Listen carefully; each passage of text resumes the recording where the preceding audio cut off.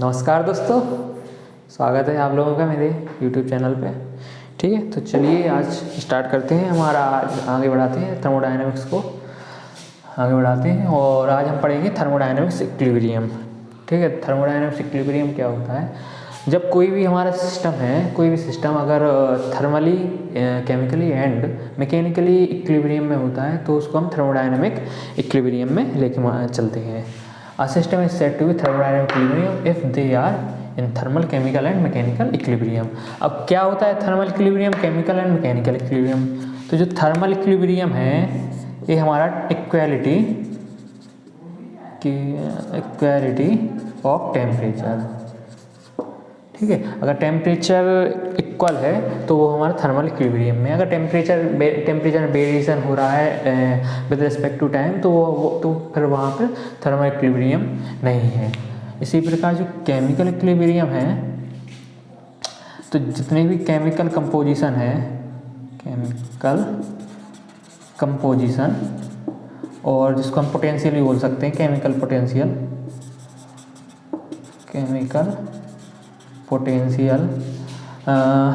all are in equilibrium। It means जितनी भी chemicals reactions हैं उसमें सारी रिएक्शंस एक तरीके से मान सकते हैं कि बंद हो गई हैं, तो वहाँ पे हम केमिकल इक्विलिब्रियम लेके चलते हैं। और जो मैकेनिकल इक्विलिब्रियम है इसमें हम लेके चलते हैं equality of forces and stresses. जितने भी फोर्सेस, किसी भी सिस्टम पे फोर्सेस अप्लाई हो रहे हैं और स्ट्रेसेस आ रही हैं, अगर वो इक्विलिब्रियम स्टेट में है, कोई भी फोर्सेस एक्सटर्नली नहीं लग रहा है उस पर, या फिर वो मोशन में नहीं है, तो फिर वहाँ पे हम लेके चलते हैं mechanical equilibrium. Thermodynamic equilibrium system set to thermodynamic equilibrium if they are in thermal, chemical and mechanical equilibrium. Pure substance पढ़ते हैं। प्योर सब्सटेंस क्या होता है? It is a substance of constant chemical composition throughout its volume of mixture, throughout its volume of mixture respective of phase. अगर कोई भी substance है, किसी भी फेज में है, जैसे इसमें एग्जांपल लेके चलते हैं वाटर का एग्जांपल। तो वाटर की 3 फेज होती हैं। सॉलिड फेज में आइस, लिक्विड फेज में वाटर ही रहेगा, और वेपर होगी गैसियस फॉर्म में। ठीक है, तो जो आइस है, अगर जितना भी वाटर सब्सटेंस है पूरा आइस में कन्वर्टेड है, तो फिर वो पूरा सॉलिड होगा, और यहाँ पर हम इसको प्योर सब्सटेंस मान के चलेंगे। प्योर सब्सटेंस क्योंकि जो आइस है ना, इसमें कोई अलग से कोई भी केमिकल कंपोजिशन नहीं जोड़ा गया है। जितने भी इसका, जैसे वाटर है तो वाटर का H2O होता है, चाहे फिर वो आइस हो या फिर वाटर हो या फिर वो वेपर हो, H2O तो कभी चेंज नहीं होगा। तो हम वाटर को एक तरीके से प्योर सब्सटेंस लेके चलते हैं।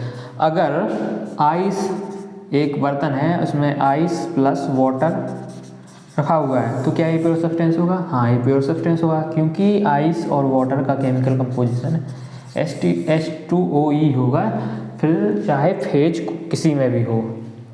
अगर तीनों ice plus water plus vapour है तब भी है प्योर सब्सटेंस होगा।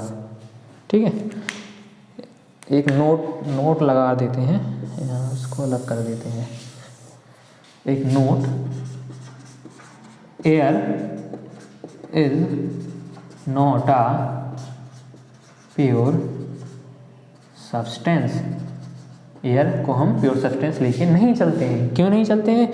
क्योंकि जो एयर का कंपोजिशन होता है उसमें काफ़ी सारे गैसेस होती हैं, जैसे O2 गैस हुई, CO2 गैस हुई, और वाटर वेपर भी होता है। वाटर वेपर का कंपोजिशन, वाटर वेपर की मात्रा या जिसको वॉल्यूम भी ले सकते हैं, वो भी हर जगह अलग अलग होती है एटमॉस्फेयर में। इसलिए हम air is not a pure substance.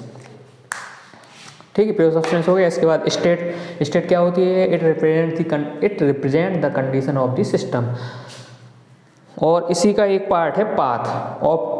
Path is obtained to equilibrium state यहाँ से आया, उसके बाद पाथ आया। इसको ऐसे समझो कि हमारे पास कोई पीवी डायग्राम है, कोई पॉइंट,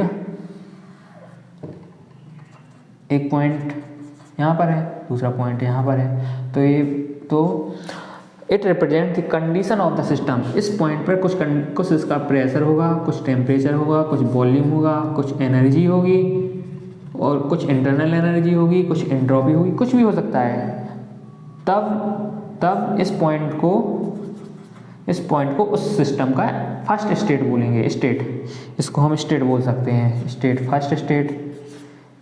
इसी प्रकार यहाँ पर भी कुछ प्रेशर होगा, टेम्परेचर होगा, वॉल्यूम होगा, तो सेकंड स्टेट। अब जिस पाथ से अब कोई प्रोसेस स्टेट 1 से स्टेट 2 तक जाती है किसी पाथ से, जैसे बहुत धीरे धीरे अपने कोई प्रोसेस कराई है, तो इस प्रकार हमें कुछ पॉइंट प्राप्त हुए, तो इन पॉइंट्स को हम मिला देते हैं तो हमें एक कर्व मिल गया।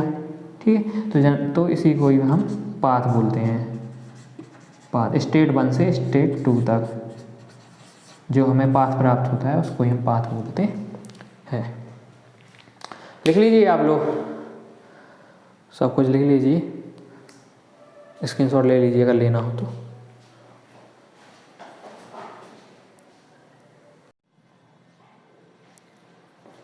चलिए तो अब आगे पढ़ते हैं रिवर्सिबल प्रोसेस। रिवर्सिबल प्रोसेस क्या होती है? आप process is said to be reversible in which system returns to its original state without leaving any effect on the surrounding. अगर कोई भी सिस्टम है, अगर उसमें कोई भी प्रोसेस चल रही है तो वह अपनी ओरिजिनल जिस स्टेट से वो स्टार्ट हुई है वह उसी स्टेट पर वापस आ जाए, कोई भी इफेक्ट ना छोड़े सराउंडिंग पे। ऐसा मान सकते हैं कि कोई हमारे पास एक बॉक्स है, ठीक है, इसमें एक आदमी यहाँ से चला, वो चल के यहाँ पर चला, वो फिर वापस यहीं पर आ गया। ठीक है, तो यहाँ और इस बॉक्स से कुछ भी एनर्जी बाहर नहीं निकली, नो एनर्जी आउटसाइड लीव, कुछ भी एनर्जी बाहर नहीं निकली। तब जो सिस्टम कहलाएगा वह सिस्टम हमारा रिवर्सिबल सिस्टम कहलाएगा। इसको हम ग्राफ से समझते हैं। हमारे पास कोई पीवी कोई ग्राफ है, डायग्राम है, ठीक है। तो इसमें एक स्टेट है 1 यहाँ पर, सेकंड स्टेट है यहाँ पर, ठीक है। तो सिस्टम इस प्रोसेस में स्टेट 1 से स्टेट 2 तक गया इस डायरेक्शन में। लेटेस्ट से इसको हम फॉरवर्ड डायरेक्शन बोल देते हैं, फॉरवर्ड डायरेक्शन, ठीक है। और इसको हम बैकवर्ड डायरेक्शन बोल देते हैं, बैकवर्ड डायरेक्शन। पहले सिस्टम स्टेट 1 से स्टेट 2 तक गया, फिर सिस्टम स्टेट 2 से स्टेट 1 तक गया without leaving any effect on the surrounding, कोई भी इफेक्ट नहीं छोड़ा। तब जो यह प्रोसेस कहलाएगी वह हमारी रिवर्सिबल प्रोसेस कहलाएगी, reversible process. Otherwise, it is called an irreversible process. Irreversible process. अब इसको ग्राफ से समझते हैं। एक पॉइंट इसमें यह निकलता है, रिवर्सिबल प्रोसेस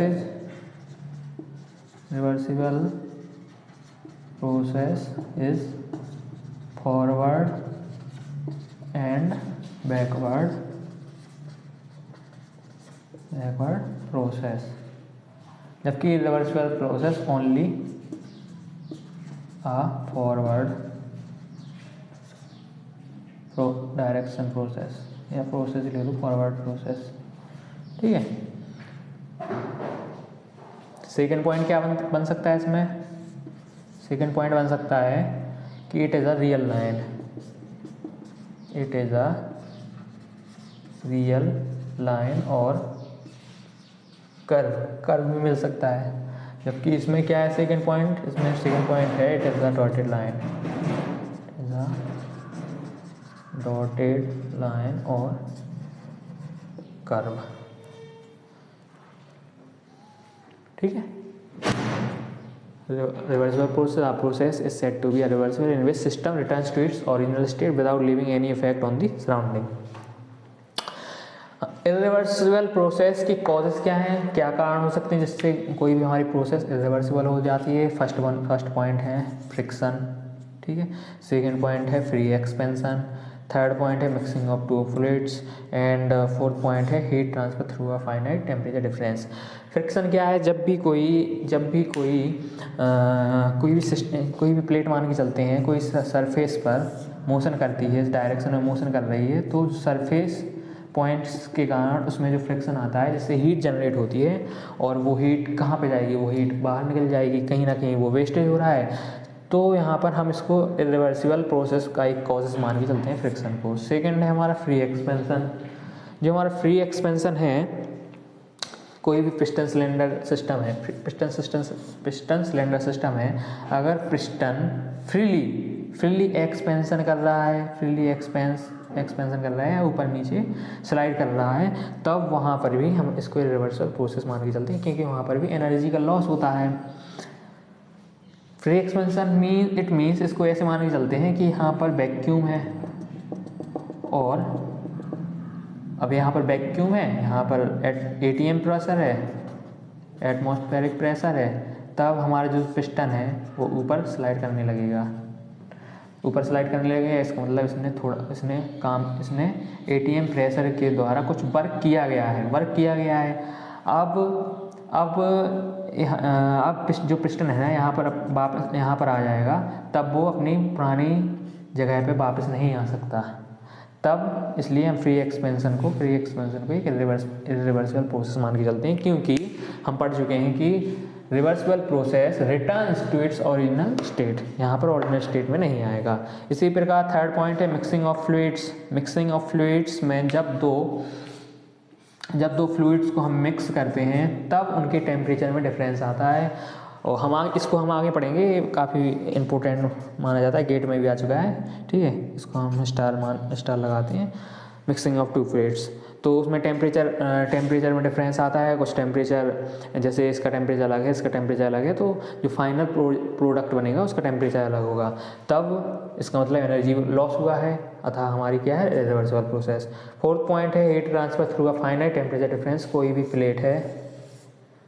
प्लेट है, यहाँ का टेम्परेचर है T1, यहाँ का टेम्परेचर है इसका T2। तब अगर T1 is greater than T2, तब जो एनर्जी है, जो हीट है, वो T1 से T2 की ओर जाएगी, और कन्वेक्शन रेडिएशन के थ्रू जाएगी, तो हमारी एनर्जी का लॉस होगा कन्वेक्शन के थ्रू, रेडिएशन के थ्रू। तो heat transfer through a finite temperature difference, इसको भी हम रिवर्सिबल प्रोसेस मान के चलते हैं। ठीक है, अब आगे पढ़ते हैं। एक प्रोसेस होती है quasi static process. Quasi means होता है ऑलमोस्ट, एंड स्टैटिक रुकी हुई। तो अब क्वासी स्टैटिक प्रोसेस होती है हमारी almost static process. Quasi static process, यहाँ पर जो क्वासी है ना, क्वासी इसका मीन्स होता है ऑलमोस्ट लगभग, और जो स्टैटिक है वो आपको पता ही है, स्टैटिक ही लिख दो। तो जो ऑलमोस्ट लगभग रुकी हुई प्रोसेस होती है, तो वह प्रोसेस क्वासी स्टैटिक प्रोसेस कहलाती है। इनफाइनाइट स्लोनेस प्रोसेस होती है यह quasi static. Infinite slowness reversible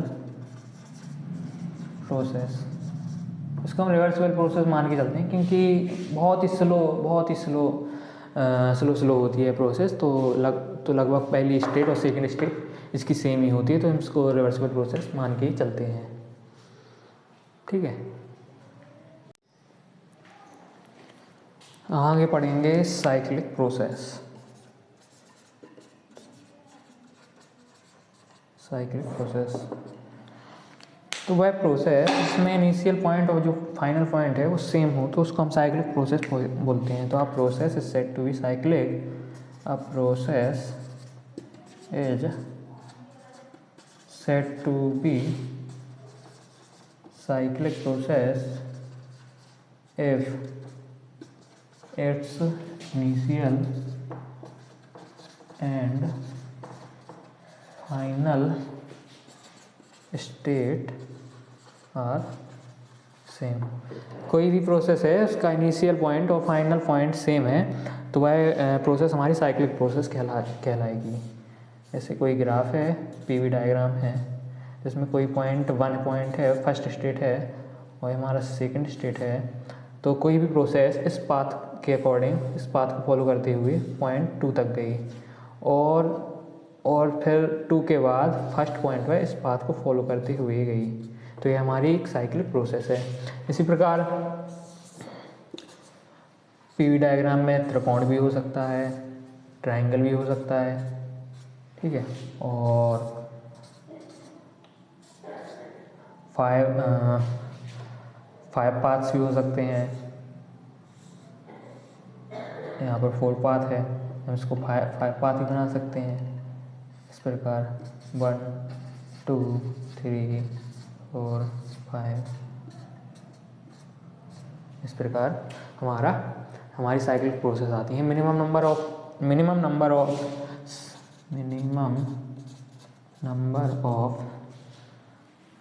paths, minimum number of path कितने चाहिए? 2 to make a cyclic process. ठीक है, तो क्वासी स्टैटिक हो गया, साइक्लिक प्रोसेस